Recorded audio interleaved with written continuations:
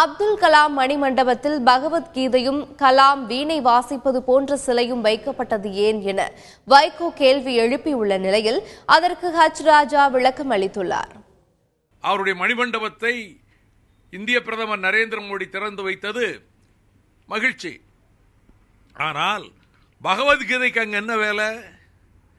கிரேக்க பாராளுமன்றத்தில் அப்துல் கலாம் உரையாற்றுகிற பொழுது உலகத்தின் முதல் செம்மொழி தமிழ் மொழி என்று சொல்லி உலக மக்கள் அனைவரையும் சகோதரர்களாக கருதுகிற கோட்பாட்டை தந்ததே தமிழர்கள்தான், யாதும் ஊரே யாவரும் கேளீர் என்று சொல்லி திருக்குறளை எடுத்து கூறி அந்த கிரேக்க பாராளுமன்றத்திலே உரையாற்றினார்.